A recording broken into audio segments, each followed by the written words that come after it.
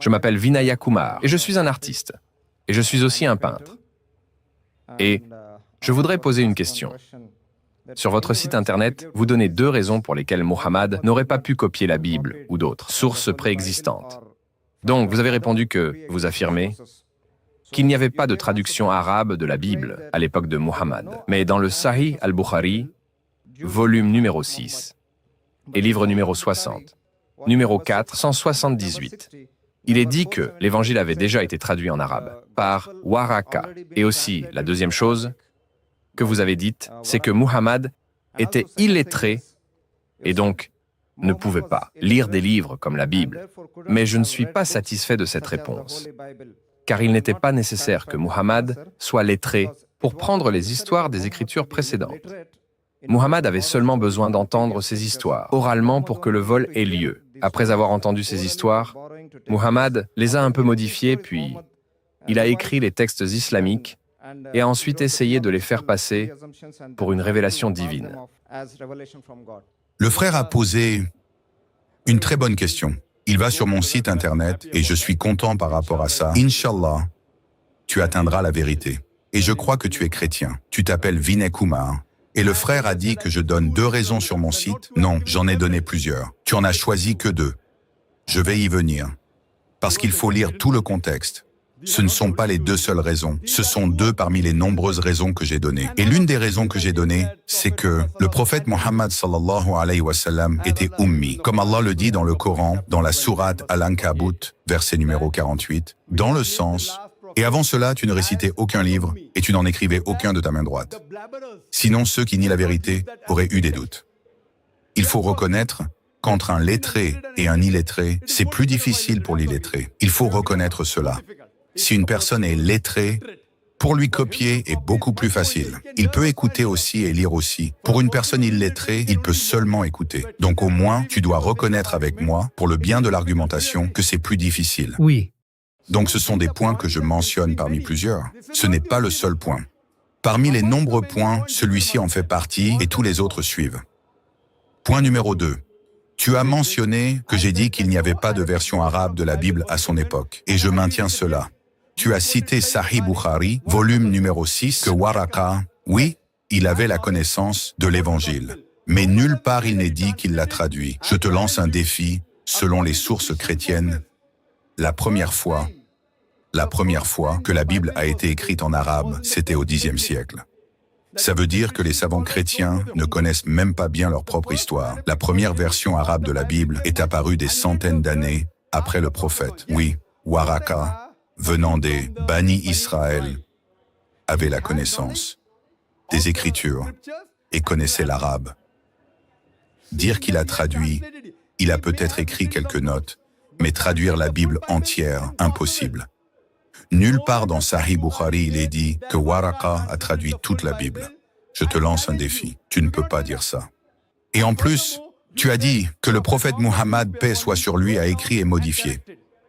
D'accord, c'est un très bon point. Maintenant, j'ai donné une conférence sur la Bible et le Coran à la lumière de la science et j'ai prouvé qu'il y a tellement d'erreurs scientifiques dans la Bible. Par exemple, dans le livre de la Genèse, chapitre numéro 1, il est dit que le monde a été créé en 6 jours de 24 heures. Il est dit que la lumière de la lune est sa propre lumière. Genèse chapitre 1, il est dit le soleil a été créé après la terre le 3e jour, le soleil le 4e jour. Je peux continuer encore et encore. Donc tu veux dire que le prophète Mohammed a pris tout cela et l'a corrigé? La lumière de la lune n'est pas sa propre lumière, c'est une lumière réfléchie. Le Coran dit dans Surah Al-Furqan que la lumière de la lune est réfléchie. Le Coran dit que le monde a été créé en 6 ayyam, 6 longues périodes. Donc tu veux dire que Muhammad a pris tout ça et a corrigé? Tu penses que c'était un scientifique? Non, c'était une révélation de Dieu. Donc regarde toute ma conférence, ne cite pas juste une partie de mon discours, écoute mon discours en entier.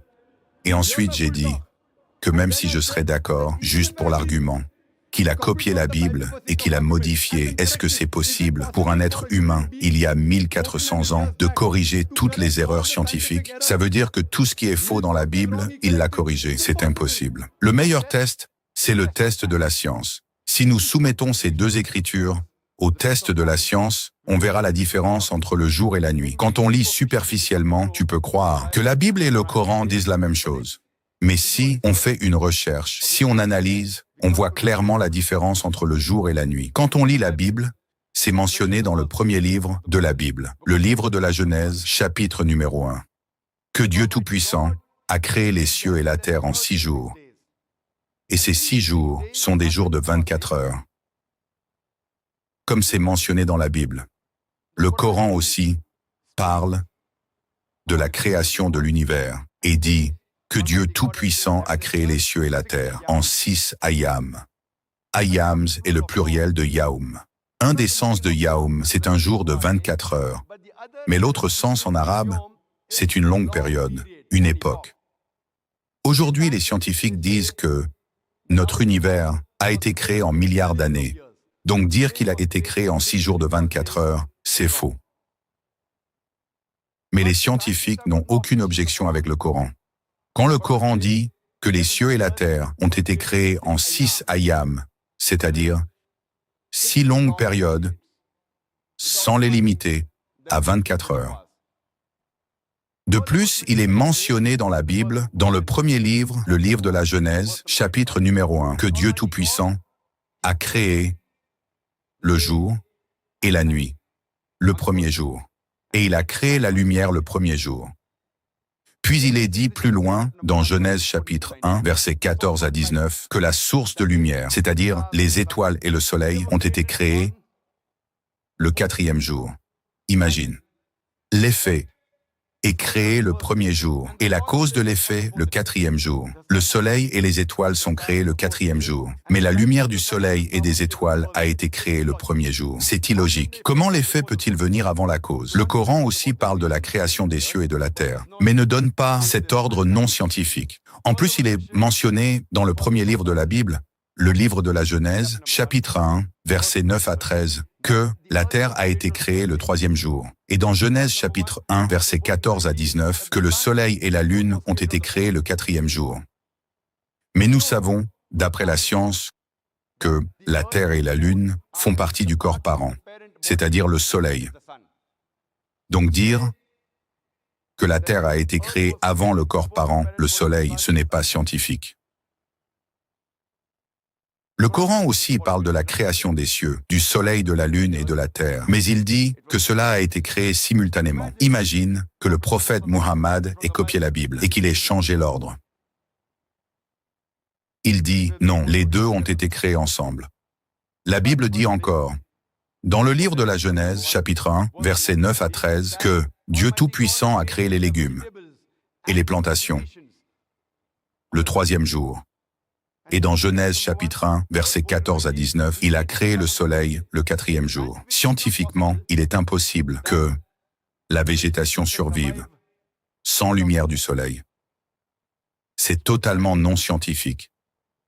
De plus, la Bible dit, dans Genèse chapitre 1, verset 16, que Dieu Tout-Puissant a créé 2 grandes lumières. La plus grande, le soleil, pour dominer le jour, et la plus petite, la lune, pour dominer la nuit. La Bible dit que la lumière du soleil ainsi que celle de la lune sont leur propre lumière. La Bible dit que la lune a sa propre lumière. Mais le Coran dit dans Sourate Al-Furqan, chapitre 25, que la lumière de la lune n'est pas sa propre lumière, c'est une lumière réfléchie.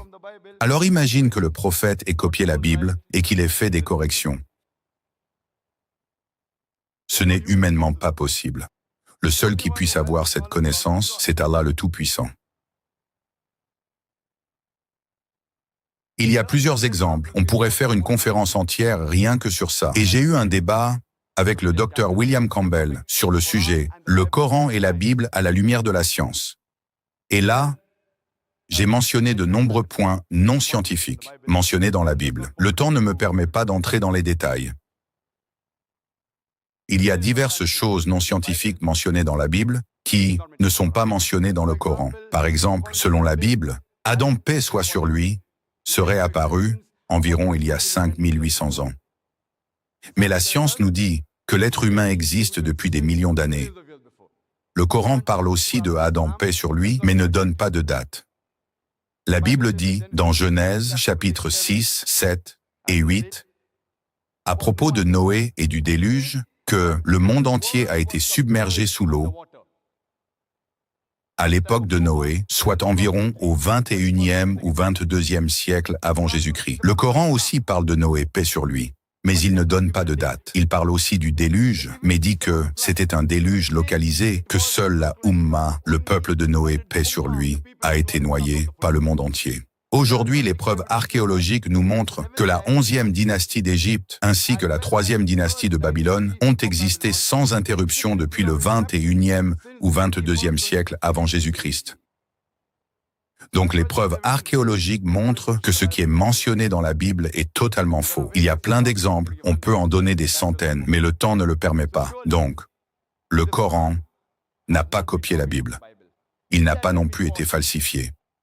Comme c'est mentionné dans le Coran, dans Surat As-Sajda, chapitre numéro 32, versets 1 et 2. Disent-ils, il l'a forgé? Non, c'est la vérité venant de ton Seigneur, afin qu'il avertisse un peuple à qui aucun avertisseur n'est venu avant lui. Donc, on peut dire, sans aucun doute que ni le prophète Muhammad, paix soit sur lui, n'est l'auteur du Coran, ni il ne l'a copié, ni il ne l'a appris d'une autre source. Cela prouve clairement que ce n'est pas son œuvre, mais l'œuvre du Créateur, Allah le Tout-Puissant. J'espère que cela répond à la question.